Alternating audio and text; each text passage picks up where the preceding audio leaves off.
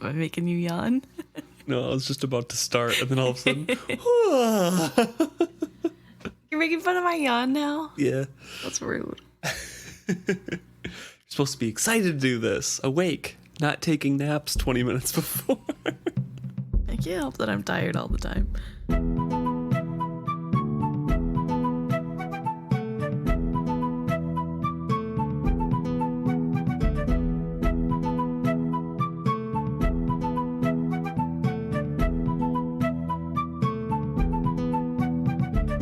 Hello and welcome back to another episode of Is Fitz Happy? I'm Luke. And I'm Emma. And finally, we are discussing the last chapter in Assassin's Apprentice. Chapter 24, The Aftermath. I hate math. Oh my. But Okay. Moving on. well, it's kind of sad that we're almost done, so I had to make it a little bit more cheery. Sad that we're almost done. We have another 10 years of this to go. Well, I mean, with this book, I don't know. True. It's not a very happy ending. No, that's true. Sets up a lot of things for the next book, though. That's for sure. That's true. This is the shortest chapter that we have, excluding the epilogue that we'll do next week. But it starts out with a little blurb, once again talking about elderlings and tapestries and art. Mm-hmm. He's talking about a tapestry in the Great Library at Jampé, which I'm sure he saw while he was recovering from his accidents Yes. at Jampé in the previous chapter. And it's rumored to contain a map through the mountains to the rain wilds. And I guess Jampé's maps and books are all coded, because it says like many Jampé maps and books, the information contained was considered so valuable that it was encoded in the form of riddles and visual puzzles. I mean, a white prophet did help start this group. So maybe there's a Right. tradition of not giving... Being vague and frustrating. If it's super important, you have to have a vague answer. So, it's That's tradition. fair. No, it was really interesting to me too that this isn't just this one tapestry is encoded. Maybe it's everything that's important. Right. Yeah. Jampé is its own beast. That's They for have some sure. killer escape rooms. Yeah. Figured on the tapestry among many images are the forms of a dark-haired, dark man, stout and muscular and bearing a red shield, and in the opposite corner, a golden-skinned being.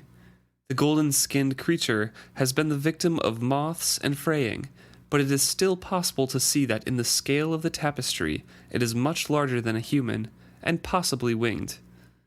But keep legend has it that King Wisdom sought and found the Elderling's homeland by a secret path through the Mountain Kingdom. Could these figures represent an Elderling and King Wisdom? Does this tapestry record the path through the Mountain Kingdom to the Elderling's homeland in the Rain Wilds? What do you think? Is this the tapestry that Ketrican is recalling later that had a map on it that they use? Or was that a separate map and then this is just a tapestry recording the story basically? I guess I don't really know. I don't remember either, because I can't remember if it's an actual scroll, like the map is or whatever, because I'm pretty sure that they get a map, a really old map that Verity uses, right? Yeah. Later on? Or he goes there because there's rumor of one. Right, Which is probably this. Yeah, I'm not sure, but I'm pretty convinced that this is King Wisdom. You and are? Elderling. Yeah. Oh. Why?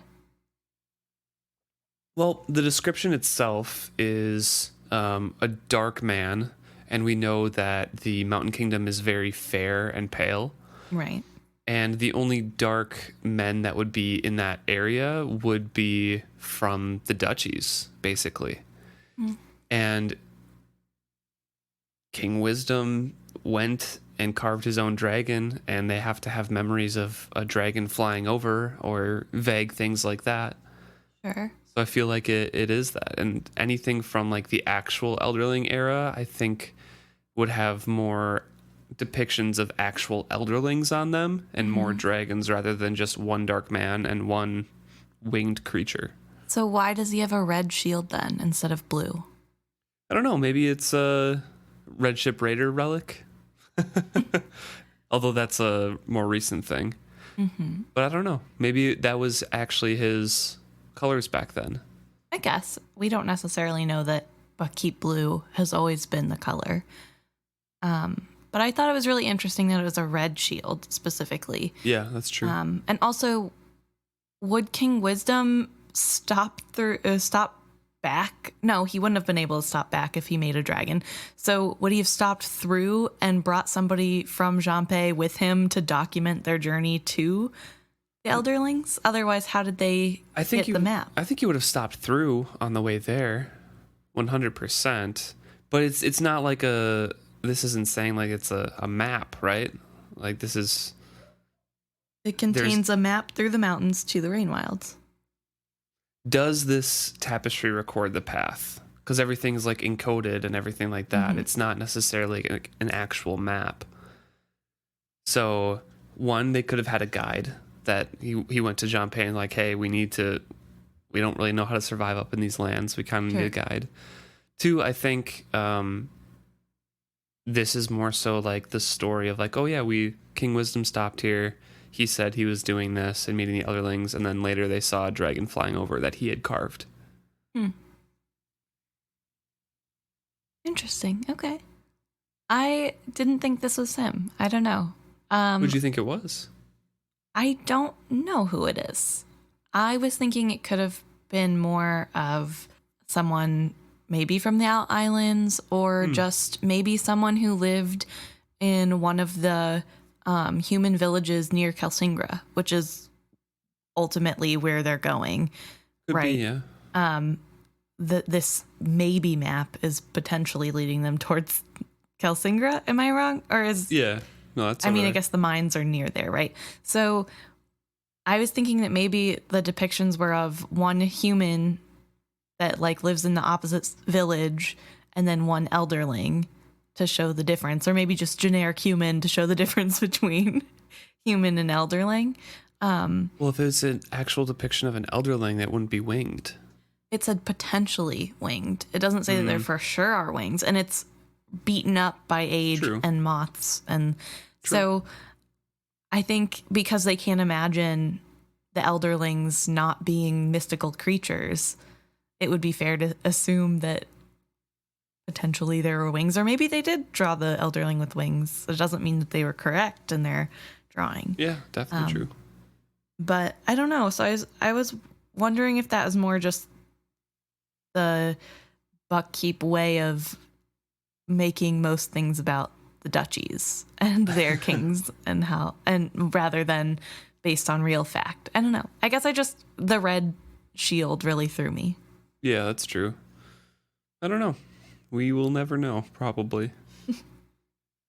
But then we are kind of in a flashback mode for the rest of the chapter here. It's Fitz talking about what happened, almost similar to the blurbs that we get at the beginning of the book, where we can tell it's Fitz writing down these events. Mm-hmm. And it's all kind of like in the past tense, and like, I had been found this way, my recovery was slow, that sort of thing. Mm-hmm.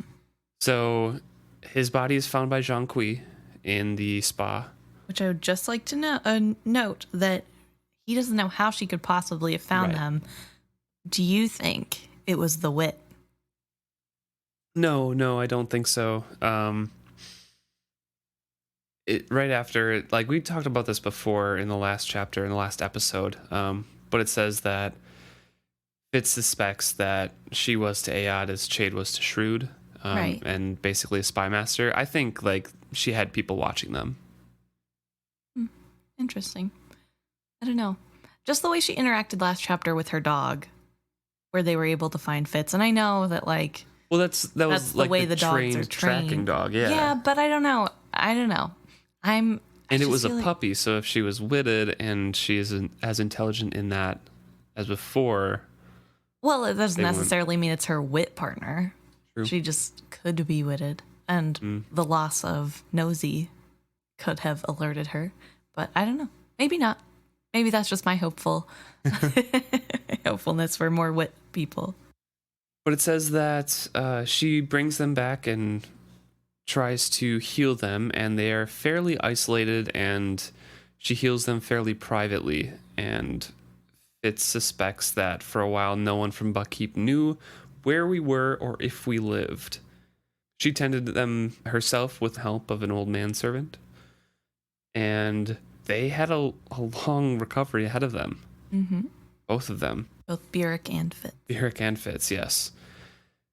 Fitz woke up 2 days after the wedding, so that's literally 2 days later. He was in a coma, basically, and dozed often after that, basically being exhausted from his seizures and his fits, and remembers dreaming of Verity or being skill connected with Verity oftentimes, because he sensed Verity trying to skill to him.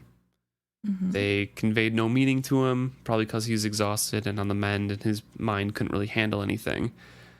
But he could get a little bit of knowledge about Verity's whereabouts. And one of the interesting things that I noticed was, he says, I could see the color of the curtains in the room he skilled from, or the feel of a ring on his finger that he absently twisted as he tried to reach me. Do you think that's his wedding band that he's not used to having on?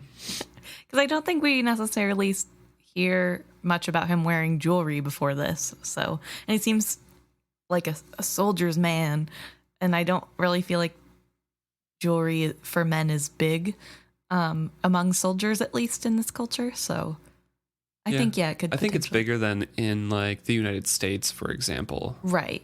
But although the in 90s general, in the United States. It's true. Big watch, earrings, puka shell necklace. Yeah, so I think that's his wedding ring for sure. But Fitz really had difficulty healing because it was his whole body. Burrich wasn't guaranteed to pull through, but it says he had cheated death before, and eventually, like, the swelling of his face and head subsided, and he kind of quickly recovered himself and was able to walk around. And the only really adverse side effect is that he had headaches and dizzy spells once in a while, and he couldn't remember anything from the whole previous chapter, from where he grabbed Fitz out of the stable up until where he got hit. But other than that, he was on the mend pretty quickly and was able to do everything. Right. Fitz was the one stuck in bed and suffering from weakness and his seizures. Mm-hmm. But they started to bond a little bit more. Rather than just a mentor and mentee relationship or a father-son relationship, they had long, quiet talks about stories from Burrich's past or topics not surrounding the differences that they shared. Right. Which I thought was super nice. Yeah, they can finally bridge the gap that Burrich has probably really wanted to be bridging for a while now, but didn't know how. Right. And I think Fitz too. Well, Fitz definitely wanted to bond. It just yeah, but he was kind of the one creating the gap, I think. Right. Well, they both contributed. Well, they both contributed, but like... I'm saying, like, Fitz for so long thought that Burrich was a murderer of his wit partner. Definitely. So he kind of set that wall and those boundaries and didn't want to cross, and as much as he liked Burrich and having the support of Burrich, he still had walls up that he wasn't willing to bring down. And I think after this, especially the situation where both of them almost died, it really allowed him to trust Burrich more as a father figure and understand that Burrich has his best interests in mind. I don't know. But yeah, it's definitely nice to see them bonding. It says that they mostly talked about the dogs that he had known or the horses he'd trained, and sometimes he spoke a little of his early days with chivalry. One evening, I told him about Molly. He was quiet for a time and then told me that he'd heard the owner of the bee balm chandlery had died in debt, and that his daughter, who had expected to inherit it, had gone to live with relatives in a village instead. And that's something that obviously we knew on a reread, but this is the first time that Fitz hears about it because he thought that she ran away with Jade, who was her cousin. Which he still doesn't know yet. But Yeah, he still doesn't know. But I don't remember ever hearing bee balm chandlery as the name before this. Definitely forgot about that. Yeah. I mean, it makes sense for, a candle making business, but it's an interesting little connection. Yeah. And also fun that they later have a daughter named Bee. Right. So. Right. Cute. Anything to say about the previous couple chapters?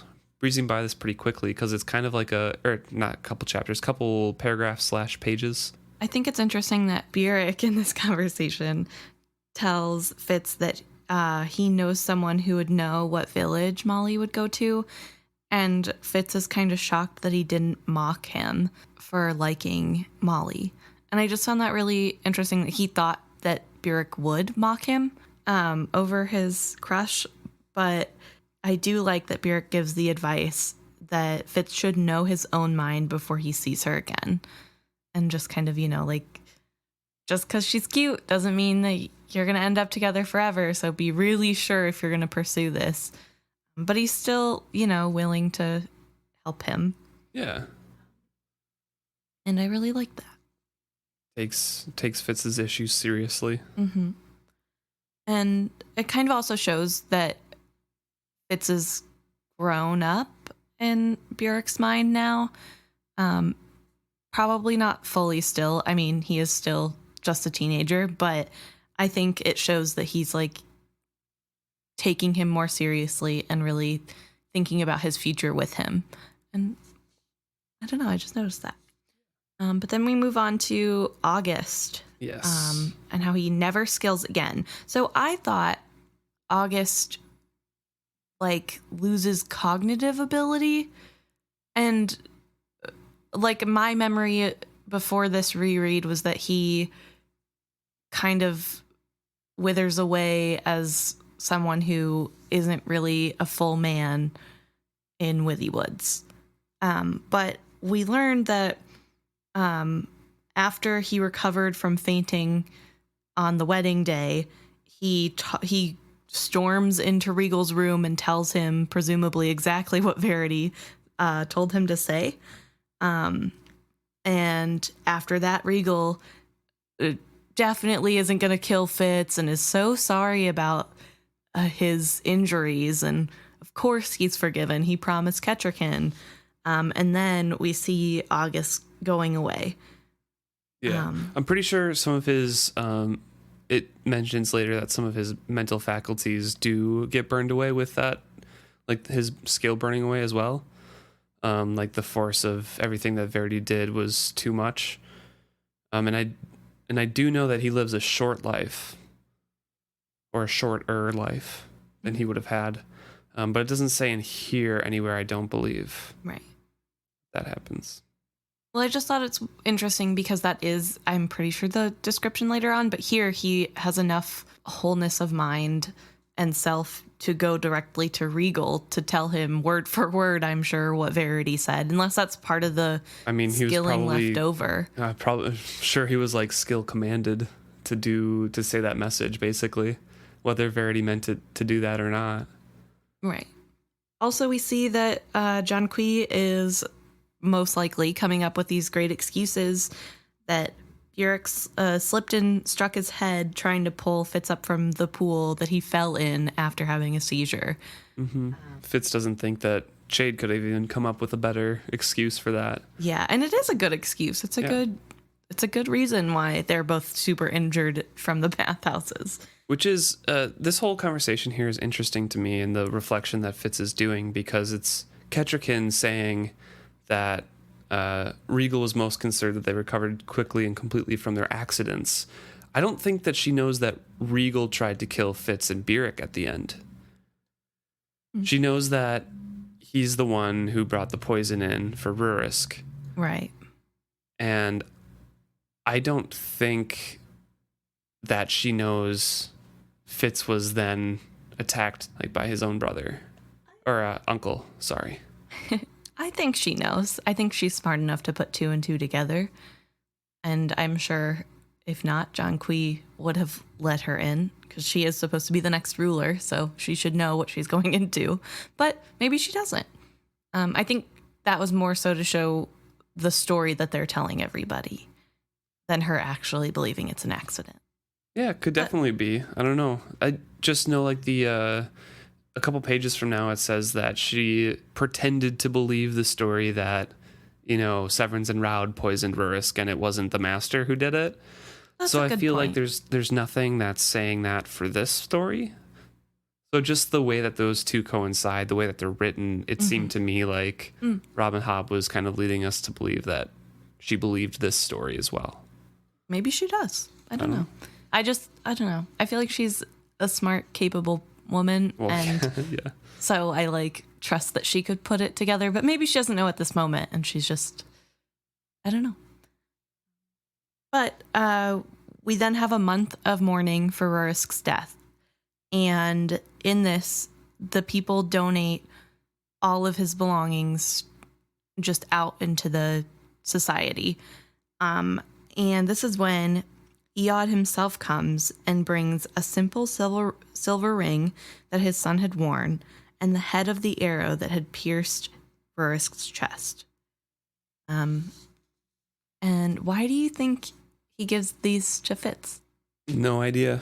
I'm left with the same wondering that Fitz does. King Eod says, I should cherish these reminders of an exceptional man. He left me to wonder why these items had been selected for me. Honestly, no idea. Okay. What about you? I'm not quite sure about the ring, but perhaps the silver ring is more of like a symbol of royalty in some way. Like acknowledge that you are part of a royal family, and then the arrowhead that almost killed Rurisk but didn't, he's essentially giving the successful assassin the tool that didn't succeed. And so I think there's a little bit of something in there along the lines of instrument of killing, handing it over to an actual killer, or even maybe just they didn't succeed on you and you don't get the physical item that they did. So here's one to hold on to remember that people are always going to try to kill you and that you just have to be stronger than them or something. I don't know. Yeah. I'm not sure for sure, but that's kind of how I was reading into it, of like more symbolism in some way. Yeah. I figured there would be a reason. I just couldn't really think of anything. So I like that one for the arrow. So Kettrican sets her mourning aside at the end of the month, and she comes and bids them farewell. And she's very confident in Verity now. Like the moment from the wedding kind of erased all of her doubts. She's very happy to be going to the Six Duchies and to this man. Yeah. Yeah, she seems excited. And then Fitz is a little bit sulky that he doesn't get to go. And says it was not for me to ride alongside her at the head of the homeward procession, or to enter Buckkeep preceded by horns and tumblers and children ringing bells. That was Regal's place, and he put a gracious face on it. He still has a little bit of crush. A little bit, yeah.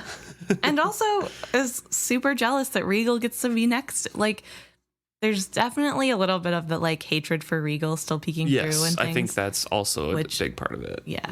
Which is still, I mean, obviously your uncle just tried to murder you, so of course you're going to be a little salty that he gets to escort the woman that he just badmouthed, like, I guess a month ago now, but true. I was thinking in book, but yeah, so I don't know. I just think it was interesting to see the little bit of like, it's not my place to be next to Kettrican. Well, it's the same old Fitz. Come on, yeah, a little bit of whiny, a little bit. True. It's FitzChivalry. But in this thought process, we see a really interesting thing.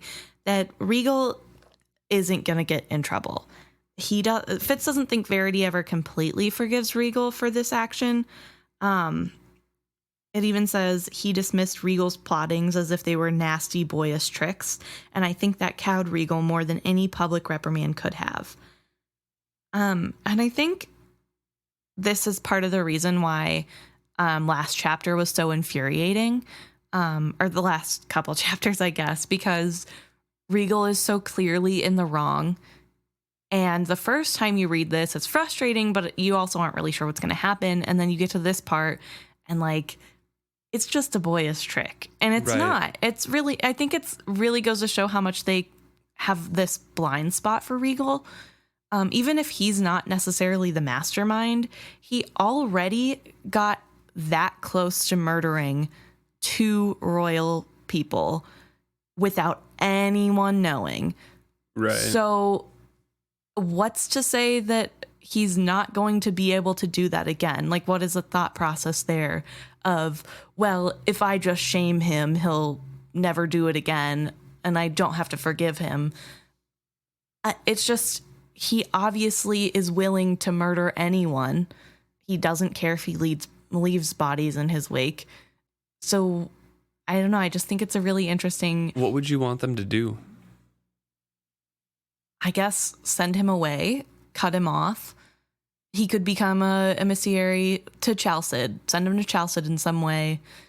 I don't know. Send him anywhere. You don't think you would plot with Chalced to... That's a good point. Send him to Chalced and have him murdered along the way. Oops. I mean, I know it's family, but also family member who is willingly going to murder you, so... But remember, like, Verity thinks in that conversation between Verity and Shrewd with Fitz in the room at that breakfast, when they had that, like, personal conversation that Shrewd kind of cut off. Right. Verity was kind of implying that he was the expendable prince to skill out and save the kingdom while he had a spare right behind him.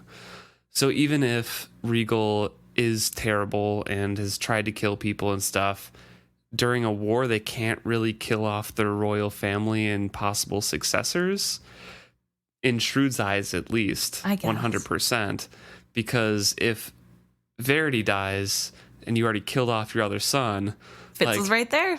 Yeah, but but he's already like the assassin and the bastard and everything like that. So they're not going to want to do that.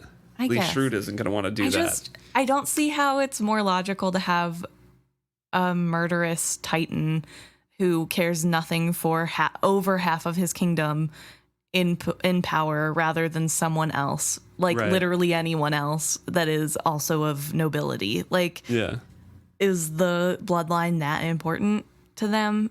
I mean, obviously it is, but I also think it's an interesting insight to the fact that Verity is also underestimating his brother. Yeah.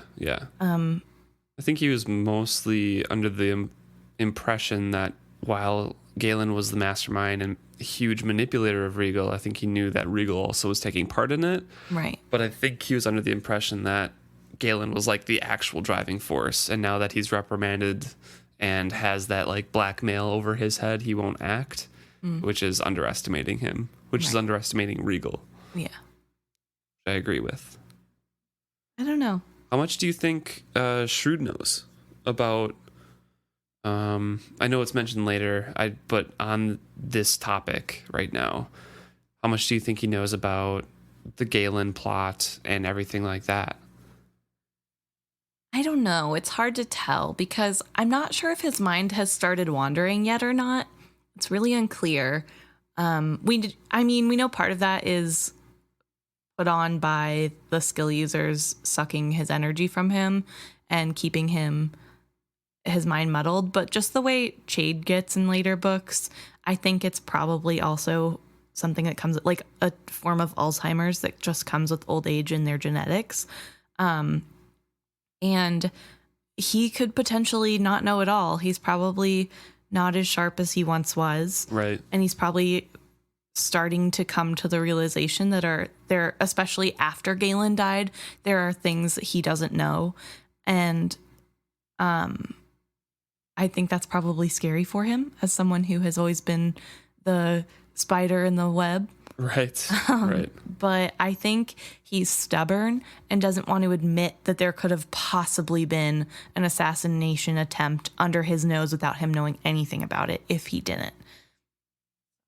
That's a fair assessment. And also, Pretty he doesn't want to close. believe that Regal could do something like that. Right. Yeah. It's pretty close to what I was thinking, too.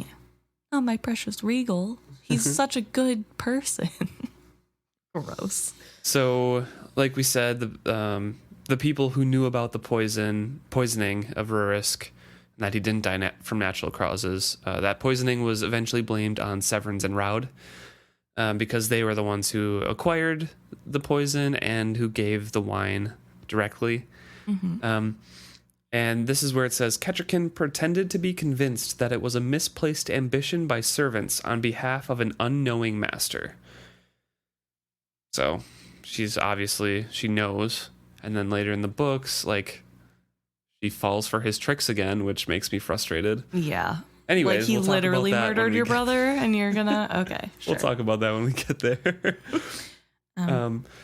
Fitz was not known as an assassin at this point, and Regal was putting on the face that he was apologetic and that he was just a younger prince graciously escorting his brother's bride home, and he appeared to take Verity's warning by heart and all of this sort of thing. So I personally think he is actually cowed at this point, just a little bit, until he can get back into his support network and then build up those resentments again.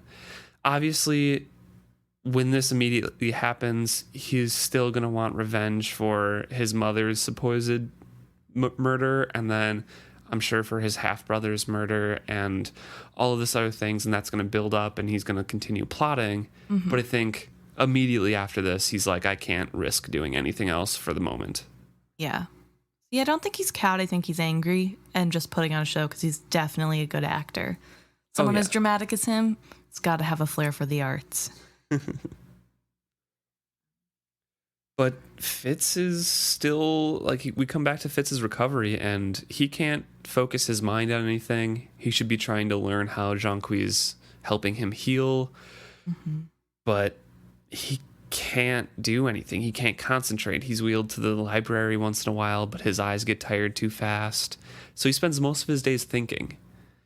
And a lot of the times, it's just wondering if he should go back to Buckkeep at all. I wondered if I could still be Shrewd's assassin. I knew if I returned, I would have to sit down table from Regal and look up to see him at my king's left hand. And he's also thinking about, like, the previous conversation he had in his head, I think last chapter, about, did Shrewd send me to be sacrificed? Right. Was I just a pawn to be expended because I was expendable? So all of this is kind of tumbling his head, and he talks about it with Burrich one night. And Burrich has some great insights. Yeah, and he really sets him straight. I cannot imagine it will be easier for Kettricken than it would be for you, nor for me, to look at a man who has tried to kill me twice and call him my prince. You must decide. I should hate to have him think he had frightened us away. But if you decide we are going elsewhere, then we shall. I think I finally guessed what the earring signified. I mean, obviously, it's important to be self-centered once in a while and think about your own future. But there's a lot of people affected by his decision to return or not. Right. And also, like, Kettricken has it way worse than you, bud.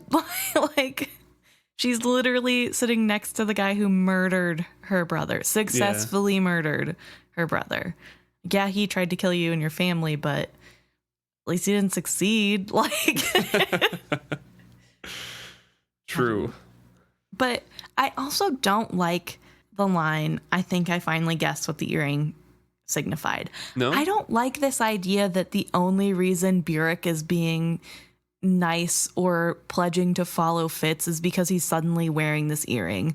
Like, if he didn't have this earring on, Burrich would completely not follow him or act this way at all. And I don't like that. And maybe that is the case. Maybe he thinks, well, my loyalty is with the person with the earring. But also the earring doesn't represent loyalty. It represents freedom.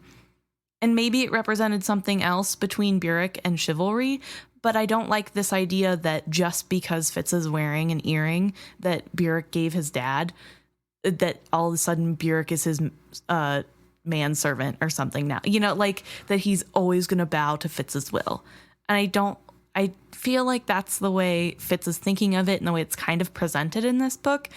But it, to me, feels like it's downplaying the relationship between Burrich and Fitz rather than, like, I don't know what else it would be doing, but I don't, you know, that's why I don't really like that line. I'm half and half on that.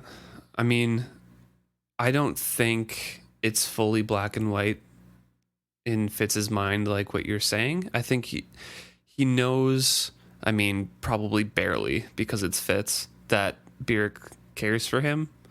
But I think he also, and this is my personal opinion on Burrich's relationship with the earring, I think he also realizes here that Burrich gave this earring to chivalry, and Fitz just thought it was kind of like an earring before.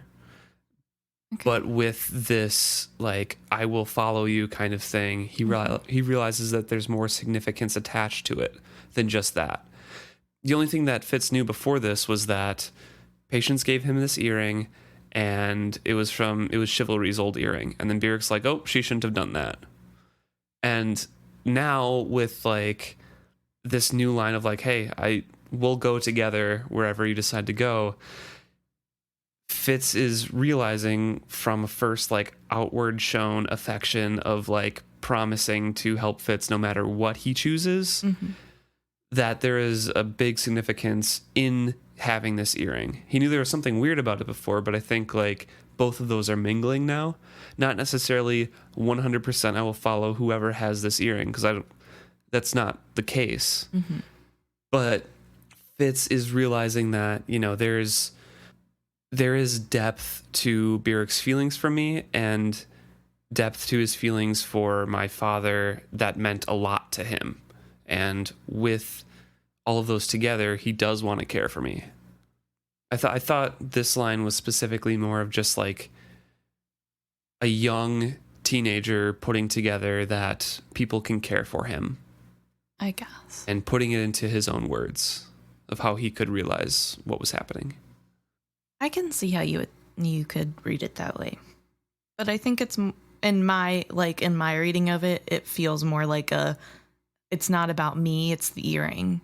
And so that could be like that too, because Fitz is stupid. Like he refuses to accept that people actually love and care about him. But I mean, I don't know, but I like your insight too. So winter was no longer a threat, but a reality when we left the mountains. They've spent a couple months here. Yep. The wedding was like harvest, right? Fall, yeah. It was like the fall equinox about-ish, so it's like 2 or 3 months probably, depending on how quick the snows come. And it took a while for them to be ready to travel, but Fitz is still having seizures on the way. So it's Burrich, Fitz, and Hans. Hans stayed along the whole time in the mountains to help bring him back. But Fitz would still have these seizures and still have dreams. And he's not, they're not all just seizures. Sometimes his whole body just collapses underneath him and he can't, like his muscles don't work for him anymore. So it's not even just like the typical seizures. It's like loss of muscle control momentarily. And he's not strong enough after he regains muscle control to like pull himself back up on a horse. Right. So it's a very long journey, I'm sure. Lots of struggle. And he has nights where he dreams and skills out. And at this point, we know in the future books that he has no walls when he's dreaming. And he just sends out his thoughts once in a while. And they're super strong, especially when his emotions are running high, like him and Molly together. Or right now, his fear, because he was dreaming of drowning endlessly. And he makes a connection with Verity. And Verity's like, hey, stop. we need someone to train you to stop this, because you need to just stop dreaming of drowning, because Ketchikan thinks I'm dreaming of drowning all the time and thinks it's weird. Quit. And he says that, Galen's dead, Regal's dead, or Regal's on a shorter leash. I wish Regal was dead. Come on. You have nothing to fear. Go to sleep and stop dreaming so loud. Obviously, Fitz can't heed that because he doesn't know how to. Right. But it is nice of him to try to reassure and to remind Fitz of the truth right now. Galen is dead. Galen can't hurt you anymore, and Regal isn't going to be able to hurt you either while I'm around. And in this way, he's building up Fitz's trust in him and becoming the protector of him, which is nice, but also not great because he's about to leave. So short-lived safety, I guess. And from these two passages of the actual connection with Verity and Verity reaching out to Fitz gets the impression that Verity actually does care for him, and we know he does. Mm-hmm. He's very concerned for Fitz, and I'm sure for a while he didn't even know if Fitz was alive still. Right. After the wedding, so Verity seems to be in a decent mood. I mean, he does have a wife now. True. Who seems like a pretty good match for him. So. I suppose I should be grateful you slept well on my wedding night, at least. But they traveled on, and Hans is quietly proving his competence to Burrich on the way back. Mm-hmm. And Burrich realizes that Hans is actually, a great stable hand. Yeah.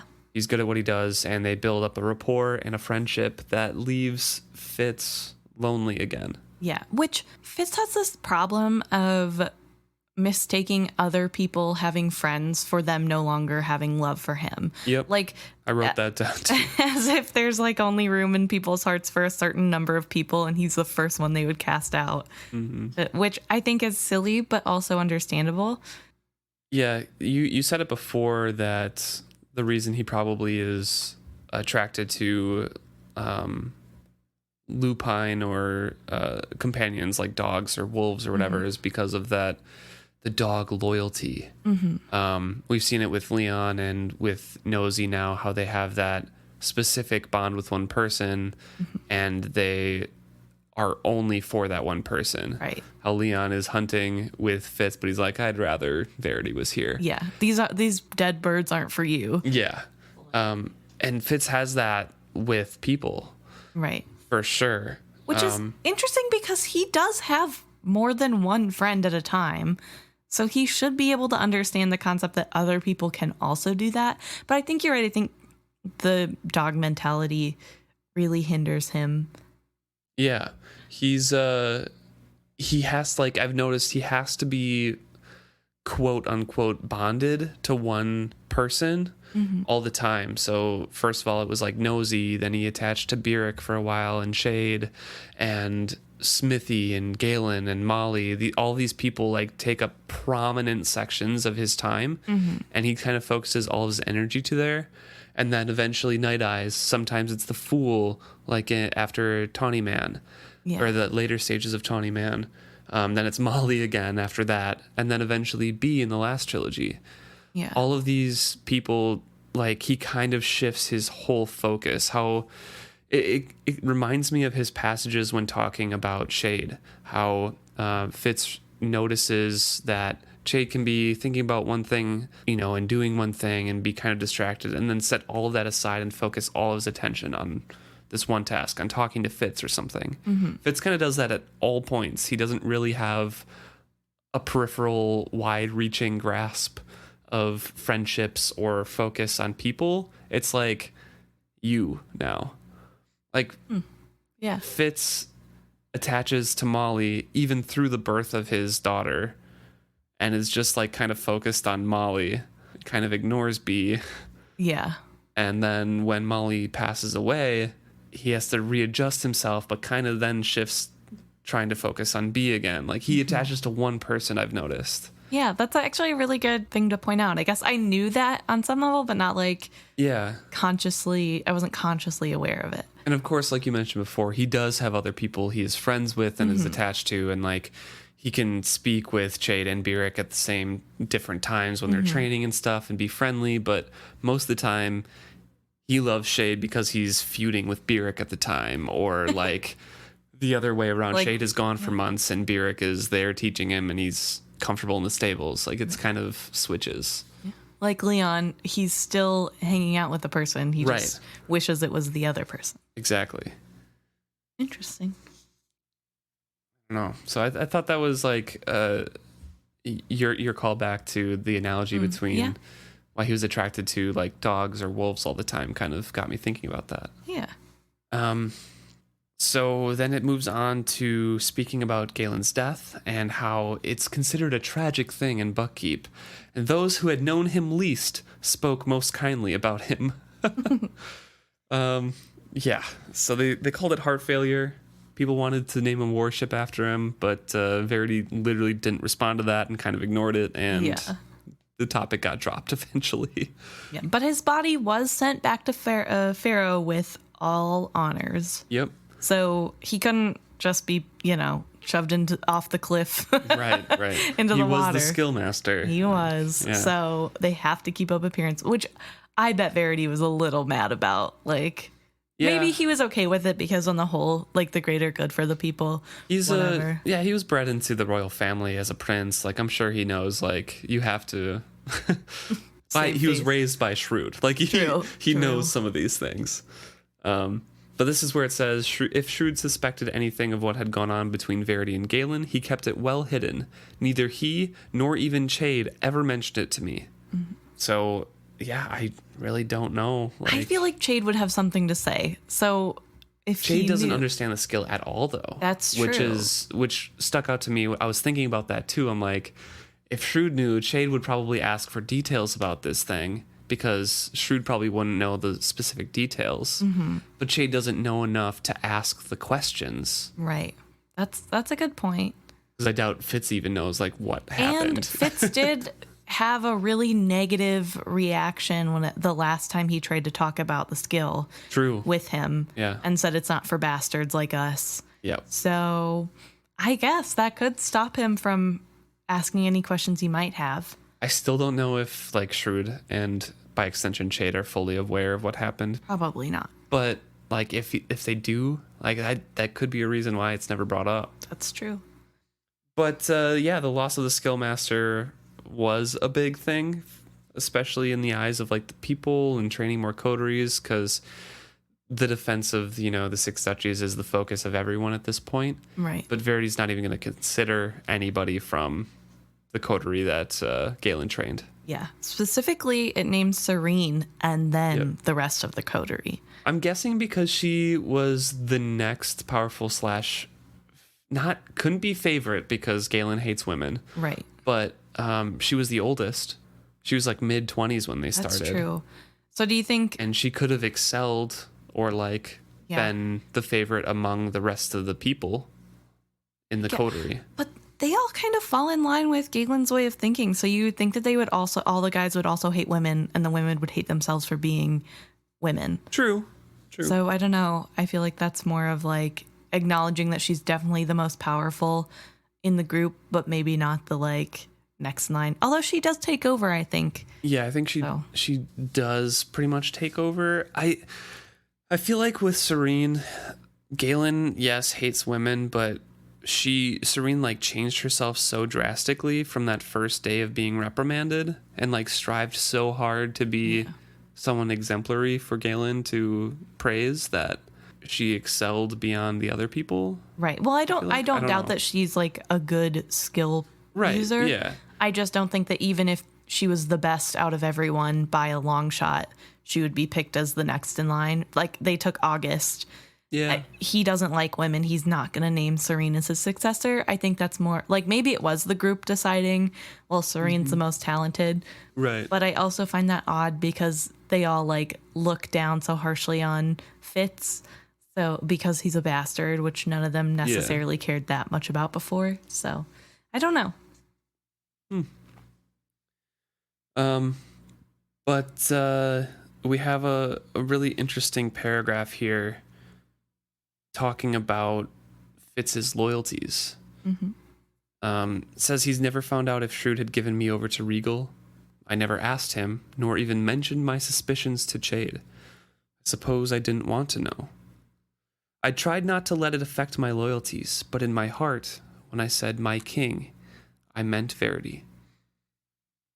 That's really like these last couple chapters where the shift from like my king and I have to go to Shrewd first on all these decisions, like he's the one I owe everything to. Yeah. It still feels that way, but just about like I owe, my clothes and my food and everything and this pin and everything. He made me who I am to Shrewd, but Verity is the one I look up to. Verity is my king. Right. Because he believes Verity would never sacrifice Fitz in that way. Yeah, that's true. And I think this also kind of shows a little bit more of Shrewd's failings as a king. Yeah. I think Shrewd is definitely a decent ruler in most ways. Maybe not near the end here. But I think just the way he is willing to use people as pawns in most ways, like what you talked about last week, is done for a good reason and makes sense. But I think sometimes he underestimates the fact that those pawns will not like the fact that they're pawns. Right. And that they'll just accept that he's their king, so he gets to do whatever he wants. So I think it's just a shortcoming of his that, of course, Fitz will still be loyal to him. Right. He's still alive. So the timbers that Rurusk promised came. They built their first warship, and it was named after Rurusk. Mm-hmm. Which Fitz says that I think he would have understood, but not quite approved of. Yeah, that's fair. It was fair. I think if it was the first merchant vessel and it was named after Rurusk, he would be very happy about that. But Agreed. Because he's more of a talk things out sort of person. Yep. Although I don't necessarily think that's the option right now with the red ship. But yeah, I don't think he would appreciate being a murder vessel.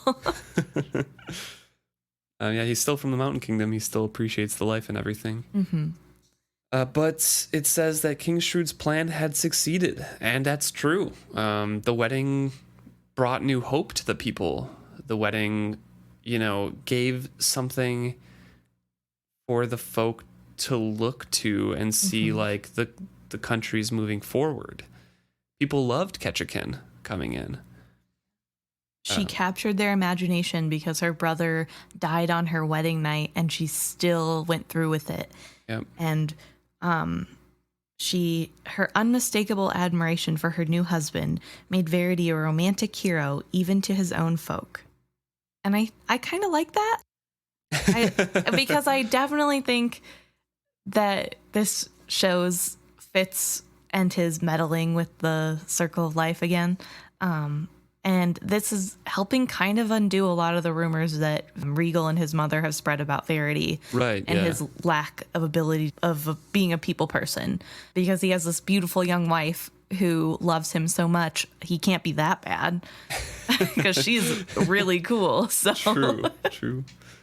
But Shrewd is raising money, and fortifications are being built and people being trained. It's the winter. Raids are pretty much non-existent right now because of the storms and everything during the winter. Mm-hmm. And morale is high. But Fitz is also kind of cynical and is like, is that going to last right into spring? He mistrusted the mood, but watched as Shrewd promoted it and wondered how he would sustain it when the realities of the forgings began again. And that's true. Like, it's such a realistic look about everything. And I think Shrewd knows that in the back of his mind, I'm sure. Yeah. And he knows what's going to happen, but at the same time he needs all the support they can get now. Right. Like, it'll help for later. Now. And maybe it won't come to that. Maybe he won't have to, if they get enough support right now, it won't matter when forgings start because they'll be able to stop them with warships. Right. And then the last paragraph of this chapter, the most important one. This one makes me cry when I read it. Of one other I must speak. one dragged into the conflict and intrigue only by his loyalty to me. To the end of my days I will bear the scars he gave me. His worn teeth sank deeply into my hand several times before he managed to drag me from that pool. How he did it, I will never know. But his head still rested on my chest when they found us. His mortal bonds to this world had broken. Nosy was dead. I believe he gave his life freely, recalling that we had been good to one another when we were puppies. Men cannot grieve as dogs do, but we grieve for many years. It's a beautiful paragraph. Yeah. One that parallels the previous chapter's thoughts of Nosy grieving for Rurisk. That men cannot grieve as dogs do. Mm-hmm.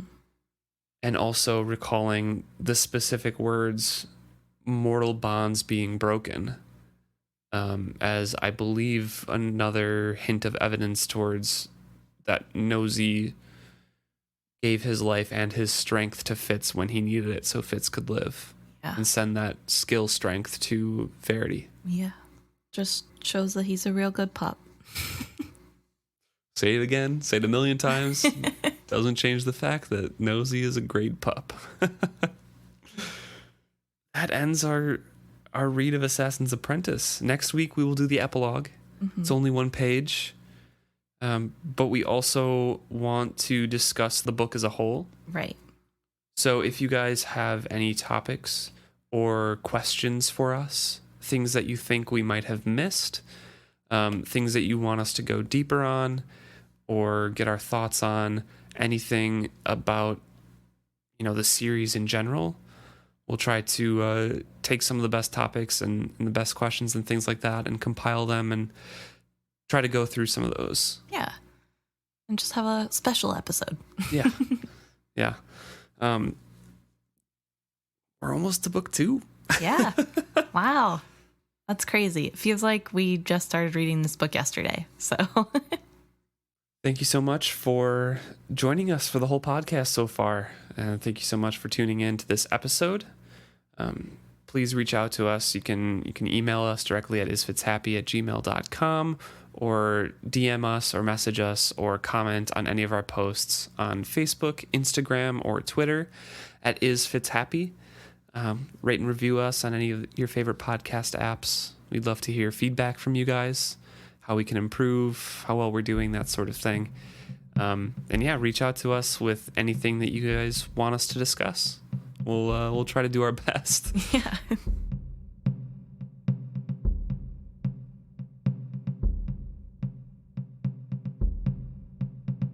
Okay, so now we're going to talk a little bit about the things that we saw this week on social media from you guys.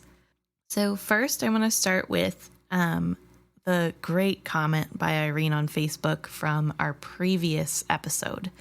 Chapter 22. Actually, yeah, 22. 2 episodes ago.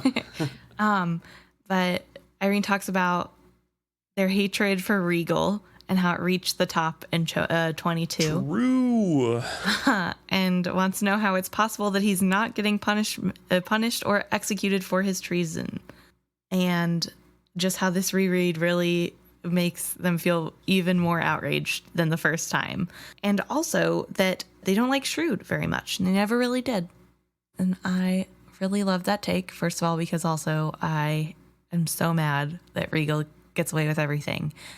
But I also mentioned in my response to the post that I think that this is just because we've already read it and we know nothing's going to happen. So 22 is especially hard because it's even more evil when you know there's no punishment coming. Right. You just know that he gets to be smug about this for the rest of his life. Oh, until he has the most unceremonious death ever, which is very unsatisfactory. But so liked the take. We kind of covered it a little bit before, how Regal goes unpunished and it's not doesn't really make sense. His family has a blind side for him, so. Mm-hmm. Also on Facebook from last week's episode, for real this time, episode 23, Joel had some thoughts about Björk and the Fool's relationship and how potentially the fool could have been going to Burrich for healings because it's said that the healers at Buckkeep don't go near the fool. Right. And Burrich probably would not mind helping someone in need. And we see them comfortable later, that happening and stuff. So, and I thought that was incredible memory because I did not remember those little interactions. And I'm looking forward to seeing that come into play, but that's probably 100% true. I still like the idea that he originally was speaking to Burrich to kind of influence his decisions about Fitz and like lead Fitz in a path. But yeah, that's an awesome memory. I guess I should remember my own thinkings from earlier in this episode that you can have more than one friend. True. So the fool isn't just stuck on only Fitz. And then we got an email as well from Dandelion. And they brought up that one of their friends who is reading the series can't like chivalry as much as they want to because they're under the impression that chivalry cheated on Patience to conceive Fitz. And I don't remember it that way at all. And I'm almost 100% positive that chivalry married and met Patience later. Maybe not met, but definitely married Patience later. Right. Because I think chivalry was maybe early 20s when he was in the Mountain Kingdom the first time. Yeah. So. Oh, it's very interesting. It's a whole interesting process, really, chivalry's relationship with this random Mountain Kingdom woman. As we know from Burrich, chivalry isn't going to give up or be with a person if he doesn't, find them mentally and physically attractive. Right. So it's like kind of odd that he left Fitz's mom. But Luke and I were talking off the pod about how it's potentially shrewd skilling him away from this mountain woman, or like some sort of skill influence could potentially be at play and getting him to forget all about Fitz's mom. Yeah. Interesting theory there. Yeah. I mean, no idea if that's true or not, but but that would explain why he doesn't tell Patience and is so shocked when Fitz arrives, and why Fitz's mom is so sure that he does know, even though he seems surprised. So he could have been skilled to forget, or maybe not. Maybe he's just kind of a jerk and didn't care enough because he didn't think it would be a good marriage. I don't know. Or he didn't know that he had a child. Yeah. Who knows? But Dandelion also mentions that they don't think Patience would be so willing to go to Buckkeep and meet with Fitz if Fitz was also a reminder not only of her own like barrenness, but also of betrayal of chivalry. Right. And I'm pretty sure it's Patience herself who has the quote of something similar to, or along the lines of, I apologize for, disowning you right away because it was even before chivalry had met me or something like that.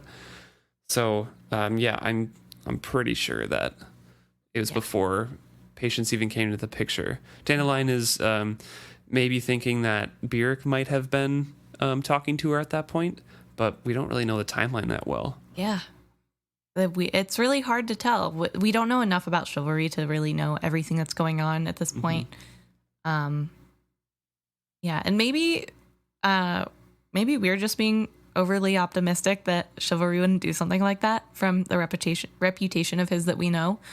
But obviously he is a little bit more three-dimensional than just some guy who is a great prince. Yeah.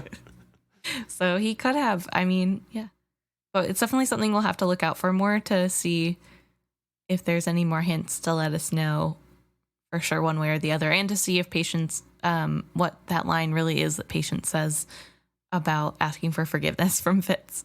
Right. And like I said, I don't know if I exactly remember that, but I remember something along that line. Right.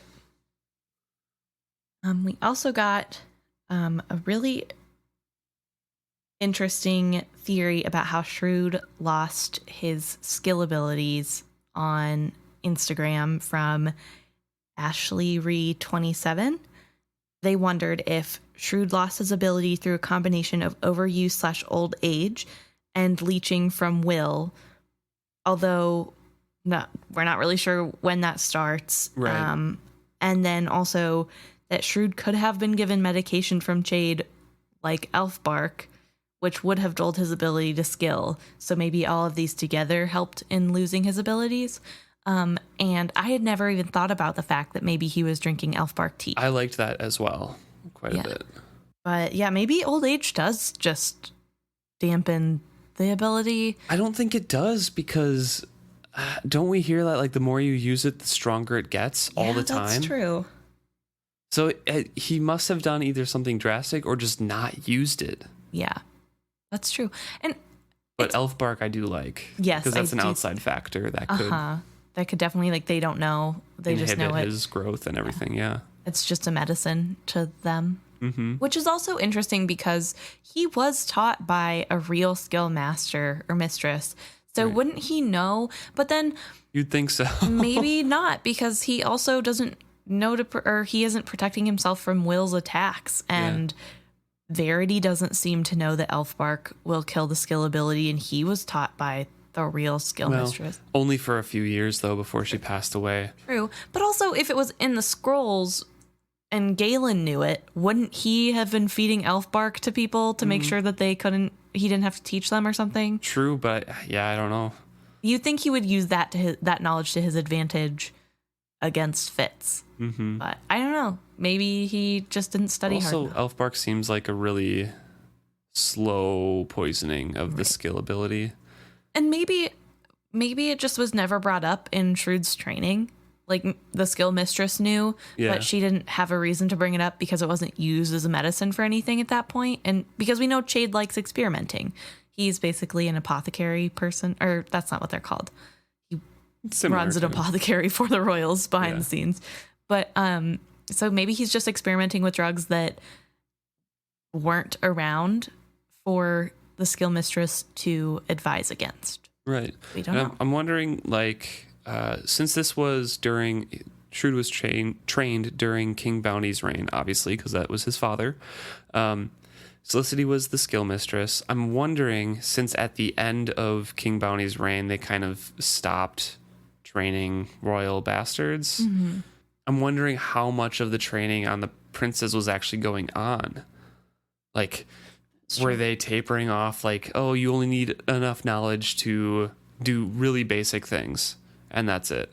Because we'll maybe have a coterie for you, but otherwise we're in peace times. It's not going to matter. Like, how far did that training progress? Did Shrewd ever get powerful? True. Did he ever do anything more than talk in some people's minds once in a while? Good question. I don't know. I don't know either. We need a book about the skill.